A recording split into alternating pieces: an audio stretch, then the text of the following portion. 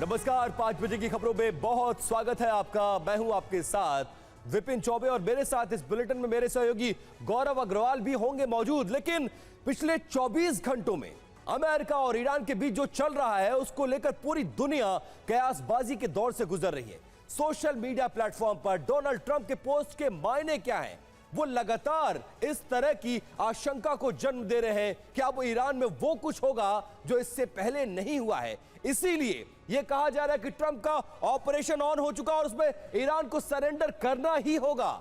Supreme leader Mustafa Khamenei की यह बड़ी चेतावनी इस बीच सामने आ गई है। क्या है वो बड़ी खबर, आपको बताएंगे। और देखिए, यहां पर लगातार पर्शियन गल्फ में दादागिरी नहीं चलेगी, ईरान भी ये साफ कर रहा है। मतलब अमेरिका की धमकी के सामने वो झुकता नजर नहीं आ रहा है। लालच के लिए अमेरिका का उपद्रव, खामनेई ये कहते नजर आ रहा है, और अमेरिका का लालच उन्हें समंदर में डुबो देगा। हॉर्मुज पर सिर्फ और सिर्फ ईरान का नियंत्रण है। मिडिल ईस्ट में यूएस के ना होने से ही शांति रहेगी, लेकिन स्टेट ऑफ हॉर्मुज पर ट्रंप अब दावा कर चुके हैं।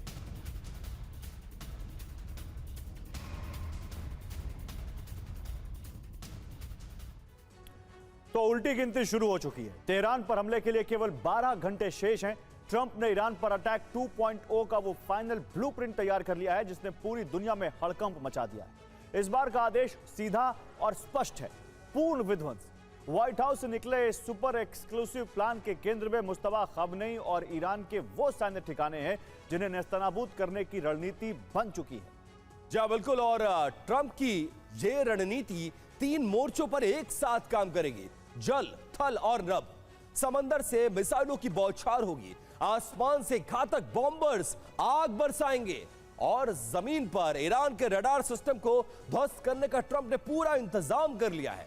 अगले 12 घंटे तय करेंगे कि पश्चिम एशिया का भूगोल क्या होगा, क्योंकि ट्रंप का यह वर्ल्ड सुपर एक्सप्लोसिव ब्लूप्रिंट अब एक्शन के लिए पूरी तरह से तैयार नजर आ रहा है। और ईरान पर बहुत बड़े हमले का प्लान तैयार है। इसी से जुड़ी एक बड़ी खबर, ईरान पर बहुत बड़े हमले का प्लान तैयार। आज ट्रंप को ब्रीफ करेगा सेंटकॉम। जल, थल, नभ से ऑपरेशन की योजना है। ट्रंप किसी भी वक्त आदेश दे सकते हैं, यह रिपोर्ट कह रही है। और ईरान जंग की आशंका के बीच ये बहुत बड़ी खबर, अमेरिकी फोर्स को बड़ी कामयाबी मिली है। ड्रोन हंटर किलर सिस्टम का परीक्षण किया गया है। ड्रोन इंटरसेप्टर बम्बलबी V2 का परीक्षण किया गया है और उत्तरी कैरोलिना के फोर्ट ब्रेक में इस परीक्षण को अंजाम दिया गया है। 82वीं एयरबोर्न डिवीजन ने इस टेस्ट को अंजाम दिया है। ये तस्वीरें भी उसकी आप देख सकते हैं।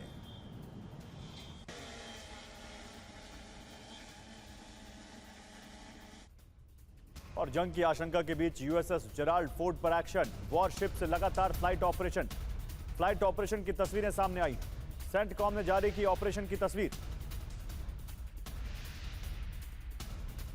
तो वॉरशिप से लगातार फ्लाइट ऑपरेशन, सेंटकॉम ने ऑपरेशन की तस्वीरें जारी की हैं।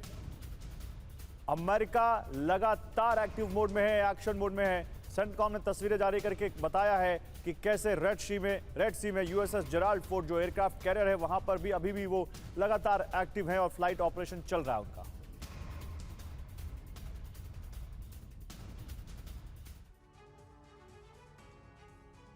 और खबर यह है कि ईरान पर महाविनाश की घड़ी बहुत करीब है, क्योंकि अगले ठीक 12 घंटे बाद वो होने वाला है जिसे दुनिया अटैक 2.0 कह रही है।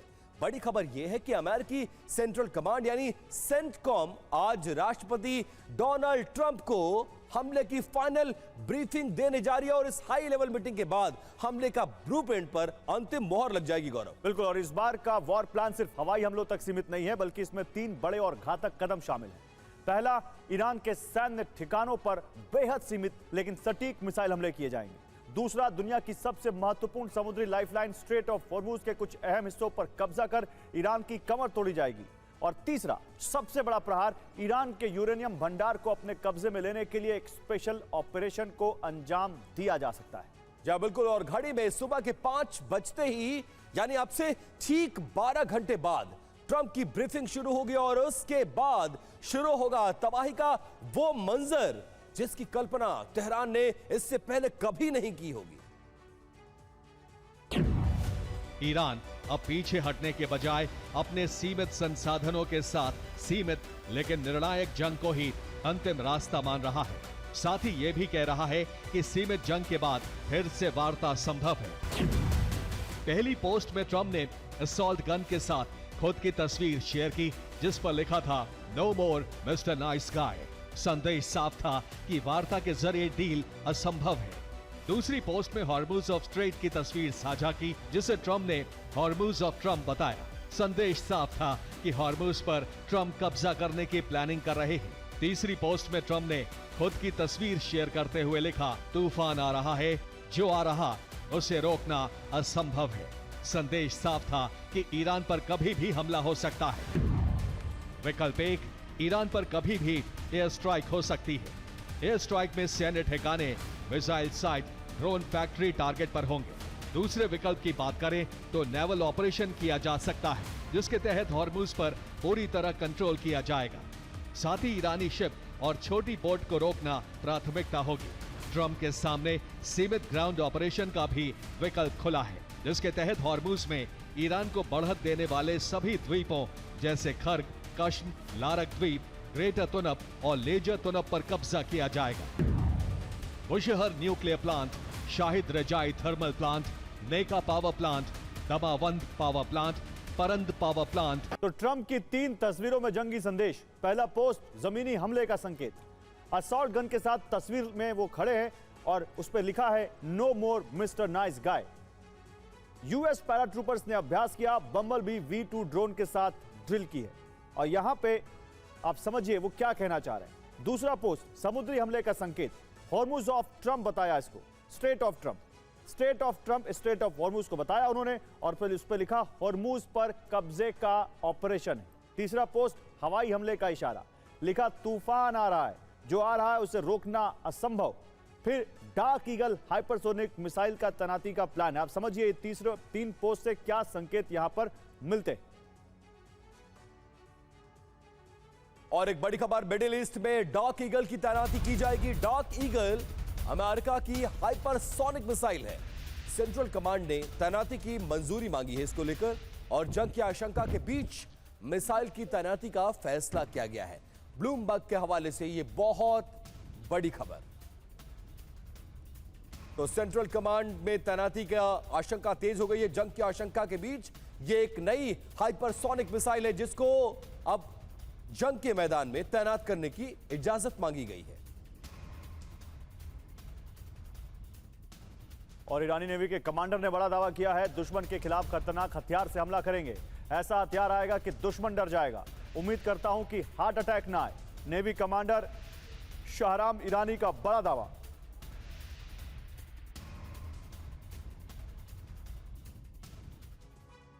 चौबीस घंटे 3 विध्वंसक ऐलान और एक ही मैसेज। इस बार बारी सिर्फ बमबारी की नहीं, बल्कि बारी जल थल नभ से पूरे तबाही की है। ट्रंप का इशारा साफ है, द स्टॉर्म इज कमिंग, और यह तूफान आसमान, समंदर और जमीन तीनों तरफ से है। और हम आपको दिखाते हैं ट्रंप का ईरान अटैक प्लान क्या है, और जो वो 3 पोस्ट उन्होंने की है उसके बाद क्या संकेत मिल रहे हैं कि आखिर ट्रंप क्या करने वाले। ट्रंप के ताजा सोशल मीडिया पोस्ट से साफ है कि कूटनीति अब बीती बात है, लेकिन असली कहानी सिर्फ पोस्ट नहीं, पर्दे के पीछे चल रही तैयारी है।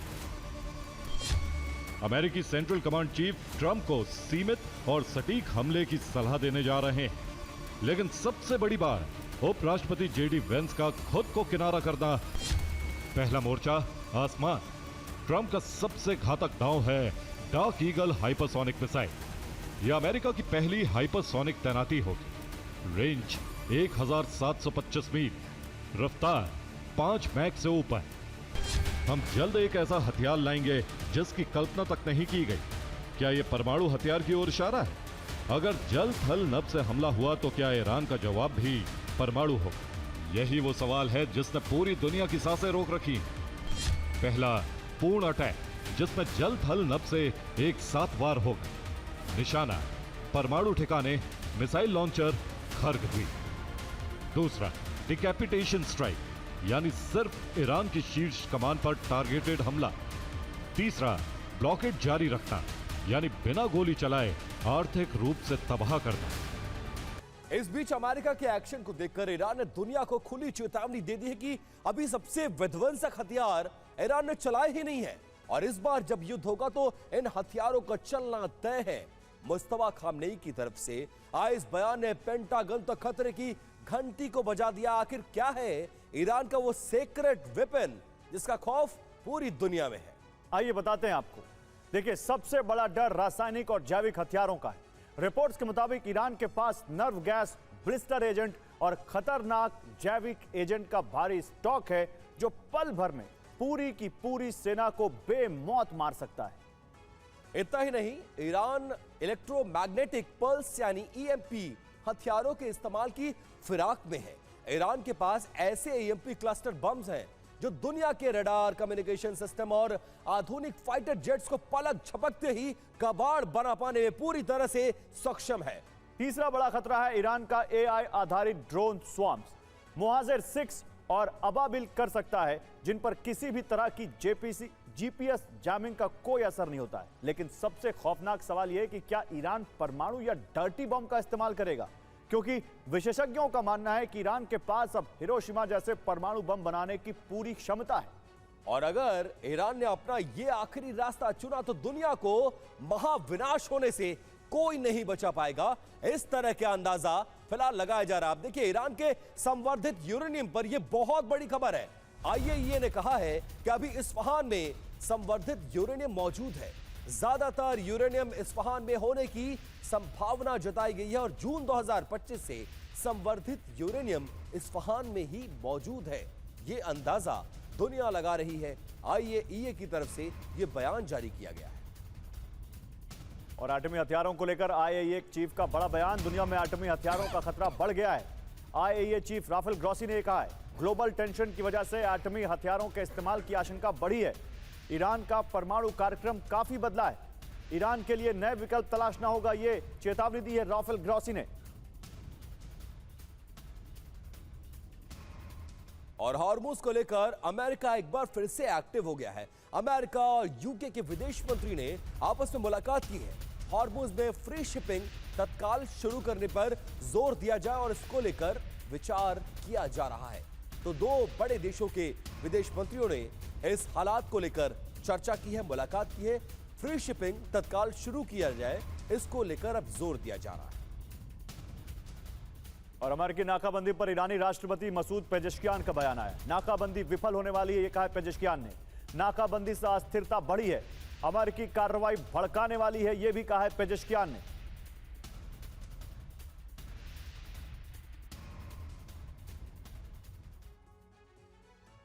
अब देखिए खबर क्या है। वॉल स्ट्रीट जर्नल के लीक दस्तावेजों ने वाशिंगटन से लेकर तेहरान तक सनसनी फैला दी है। अमेरिका अब ईरान को घेरने के लिए एक नए और बेहद शक्तिशाली गठबंधन की योजना बना रहा है, जिसे अस्थायी तौर पर मैरीटाइम फ्रीडम आर्किटेक्चर का नाम दिया गया है। अमेरिका का लक्ष्य साफ है कि स्टेट ऑफ हॉर्मुज को जल्द से जल्द खोलना और वहां अपनी पकड़ को मजबूत करना।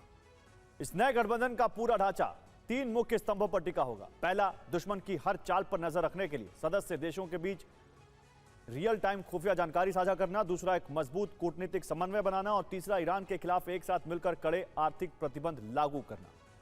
हालांकि देखिए, ये इतना आसान नहीं है, क्योंकि अमेरिका ने अपने सहयोगियों पर कूटनीतिक दबाव बनाने के निर्देश भी दे दिए हैं ताकि वो इस गठबंधन का हिस्सा बने।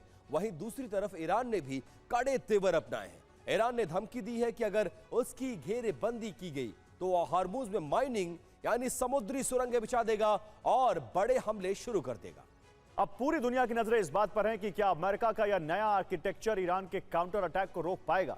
देखते हैं क्या होता है। लेकिन इसी बीच किसी भी वक्त हमलों को लेकर तैयार है ईरान।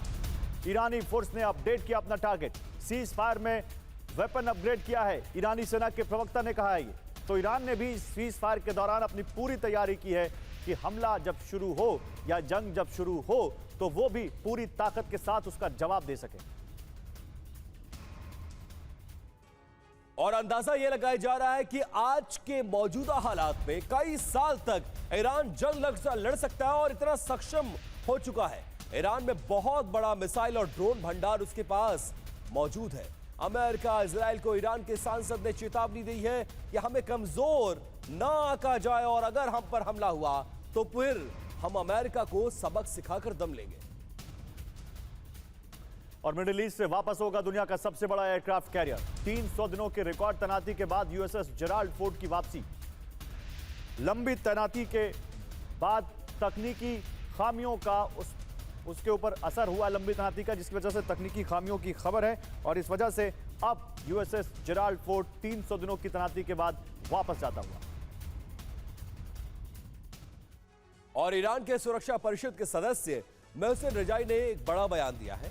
युद्ध अमेरिका के लिए विनाशकारी होगा। रजाई ने यह बोला है, जमीनी हमले की कोशिश भूल कर भी ना करे अमेरिका। जमीनी हमले की कोशिश हुई तो फिर अमेरिकी सैनिक वापस नहीं जा पाएंगे और हम अमेरिकी सैनिकों को बंदी बनाकर रखेंगे। अमेरिका को सैनिकों के बंदी बनाए जाने के लिए पूरी तरह से खुद को मानसिक तौर पर तैयार कर लेना चाहिए। तो थल से यानी जमीन से वार आसान नहीं है ईरान पर। चुनौतियां क्या है आपको बताते हैं। चुनौती नंबर 1, कैस्पियन सागर में सीक्रेट रूट के जरिए लगातार वेपन सप्लाई की जा रही है। चुनौती नंबर 2, ईरान के पास अब भी 70% के करीब मिसाइल क्षमता बरकरार है। और चुनौती नंबर 3, ईरान के पास 40% के करीब ड्रोन शक्ति अब भी बनी हुई है। अब देखिए चौथी चुनौती क्या है। ईरान में पहले से मौजूद पहाड़, रेगिस्तान और प्राकृतिक बाधाएं हैं जिसके लिए अमेरिका को तैयार रहना होगा। पांचवी चुनौती, ग्राउंड ऑपरेशन से आर्थिक और राजनीतिक जोखिम बढ़ जाएगा और इसको लेकर ईरान बार बार चेतावनी दे रहा है। और हाउस आर्म्ड सर्विसेज कमेटी की कार्रवाई इस बीच देखने को मिली है। पीट हेग्सेथ के कमेटी के सामने पेश हुए हैं। हेग्सेथ से हॉर्मुज पर सवाल पूछे गए। सवाल पूछा गया कि जंग से पहले क्या हॉर्मुज बंद करने के जोखिम पर विचार किया गया था। और सीज फायर के बीच तेहरान में जोरदार धमाके हुए हैं। 2 धमाकों की खबर है, जोरदार धमाकों की खबर है। धमाकों से तेहरान में हड़कंप मच गया। धमाका कैसे हुआ अब तक साफ नहीं, क्योंकि सीज फायर है और अभी इजराइल और अमेरिका हमला नहीं कर रहे हैं ईरान पर। उसके बावजूद तेहरान में ये देखिए कितना जोरदार धमाका हुआ और एक नहीं 2 धमाके हुए हैं, जिनके बाद तेहरान में हड़कंप मच गया कि ये धमाके आखिर हुए कैसे। और तेहरान में धमाकों के बाद एक्टिव हो गया है एयर डिफेंस सिस्टम। स्थानीय लोगों ने एयर इंटरसेप्टर की आवाज सुनी है। अमेरिका, इजराइल का फिलहाल ईरान पर किसी भी हमले से इनकार किया गया है। ईरानी मीडिया के हवाले से ये तमाम दावे किए जा रहे हैं। और अमेरिकी सेना पर बड़ा साइबर हमला हुआ है। मुश्किल में 2379 अमेरिकी मरीन कमांडो। पर्शियन गल्फ में यूएस कमांडो के लिए चक्रव्यूह बना दिया गया है।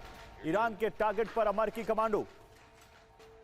तो 3 बड़ी खबरें आपके सामने हैं। धमाका कैसे हुआ तेहरान में, यह साफ नहीं है, लेकिन 2 जोरदार धमाके हुए, जबकि हमला ना अमेरिका कर रहा है ना इजराइल कर रहा है, दोनों ने इनकार किया है।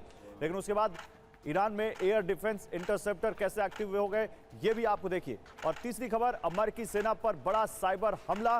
करीब 2400 अमेरिकी मरीन कमांडो इसकी वजह से मुश्किल में आ गए। उनके लिए चक्रव्यूह जैसी स्थिति पैदा हो गई है, क्योंकि ईरान के टारगेट पर हैं ये अमेरिकी कमांडो। और खबर यह है कि ईरान को अमेरिका, इजराइल पर बिल्कुल भी भरोसा नहीं है। इसी बीच ईरानी वार्ताकारों को एक्सपर्ट काउंसिल की सलाह कि यूएस इजराइल से होशियार रहने की जरूरत है। अमेरिका और इजराइल से सिर्फ ईरान को धोखे की उम्मीद है। यूएस इजराइल का धोखा देने का इतिहास पुराना रहा है। और अगले 24 घंटे में ईरान जंग पर बड़ा फैसला ले सकता है। ट्रंप नेतन्याहू के बीच फोन पर बात होगी। 24 घंटे के अंदर ट्रंप और नेतन्याहू के बीच बातचीत होगी फोन पर। लेबनान के मुद्दे पर भी बड़ा फैसला संभव है। और ईरान से जुड़े हैकर ग्रुप हैंडला ने 2379 मरीन्स कमांडोज का डेटा लीक किया है। लीक में मरीन्स के नाम, पते और फोन नंबर मौजूद है। हैकर्स ने व्हाट्सएप पर दी है आगे भी इसी तरह की हैकिंग की धमकी। पेंटागन ने सभी सैनिकों के लिए इस बाबत अलर्ट जारी किया है। यूएस रक्षा मंत्री पीट हेग्सेथ ने हमले को ईरानी हताशा बताया है। तो अमेरिका पर ईरान का साइबर अटैक, ग्लोबल एक्सप्लोसिव। पर्दाफाश नंबर 1, 2379 अमेरिकी मरीन्स का नाम, फोन, पता, बेस लोकेशन और निजी आदतें लीक कर दी गई। और पर्दाफाश नंबर 2, व्हाट्सएप पर सैनिकों को धमकी, अपने परिवारों को आखिरी बार कॉल कर लोगे, अब आपको बचना बहुत मुश्किल है। पर्दाफाश नंबर 3, व्हाट्सएप मैसेज में शाहिद ड्रोन, कादिर मिसाइल से हमले की चेतावनी भी दी गई है। पर्दाफाश नंबर 4, हंडाला हैक ग्रुप ने लीक किया यह डेटा, टेलीग्राम और वेबसाइट पर सार्वजनिक कर दिया।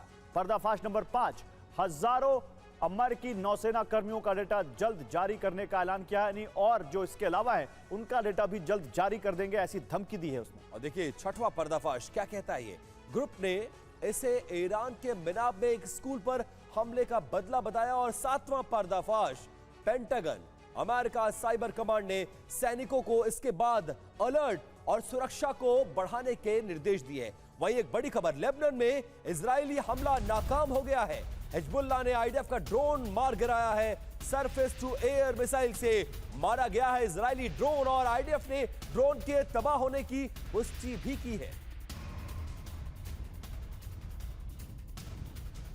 और इजरायल ने दक्षिण लेबनान में हमला किया। लेबनान के कई शहरों में तबाही की खबर है। शिरफा और तौल कस्बे में भी हमला हुआ। अल शरकिया, बैत अल सयाद में अटैक किया गया। पश्चिमी गैलीली में आईडीएफ ने एक गाड़ी नष्ट कर दी। और दक्षिण लेबनान में हमले की धमकी दी गई है। आईडीएफ ने शहर खाली करने के लिए कहा है। समानी अल हनी में हमले का अलर्ट जारी किया है।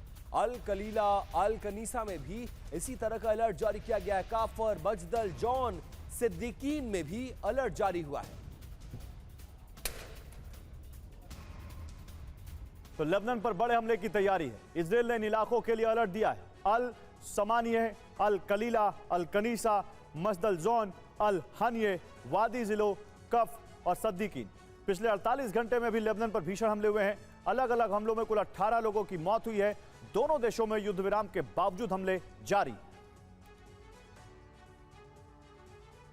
और ईरान जंग पर पेंटागन का पहला आधिकारिक आंकड़ा सामने आ गया। ईरान जंग में अमेरिका के अब तक $25 अरब खर्च हो गए हैं। अधिकतर रकम हथियारों और गोला बारूद में झोंकी गई है, जितना अमेरिका का नासा पर खर्चा हुआ, उतना अमेरिका ने ईरान में युद्ध में फूंक डाला। चुनाव से पहले बढ़ता खर्च अब पार्टी के लिए मुसीबत और गले की हड्डी साबित हो रहा है। और ईरान जंग से दुनिया भर में हाहाकार। कच्चे तेल की कीमत $125 प्रति बैरल पहुंच गई। कई देशों पर बढ़ते ईंधन दामों की मार पड़ रही है। पाकिस्तान पर 85% असर पड़ा, एक सर्वे कहता है।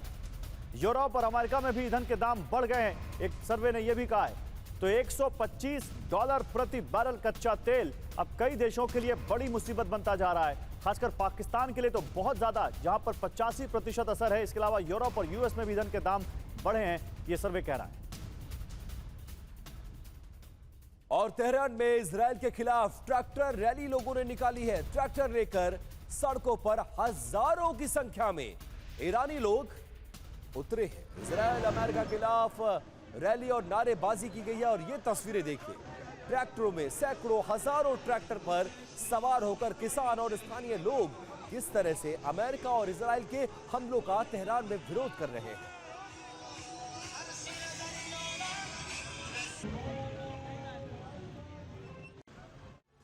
और देखिए, अमेरिका से एक बड़ी खबर आ रही है। युद्ध से अलग एक बड़ी खबर है। अमेरिका के मिसिसिपी में एक बड़ा हादसा टला है। स्कूल की बस का ड्राइवर अचानक बेहोश हो गया। हाईवे पर चलती बस को 4 छात्रों ने रोका। इन छात्रों की तारीफ करनी होगी आपको। स्कूल बस में सवार थे 40 से ज्यादा छात्र। ड्राइवर ली टेलर को अस्थमा का दौरा पड़ा था। उसने अपनी दवा लेने के लिए हाथ बढ़ाया, लेकिन उससे पहले ही वो बेहोश हो गई। लेकिन फिर देखिए कैसे वहां पर बस में सवार 4 बच्चों ने बड़ी सूझबूझ का परिचय देते हुए उस बस को रोका, वरना एक बड़ा हादसा हो सकता था।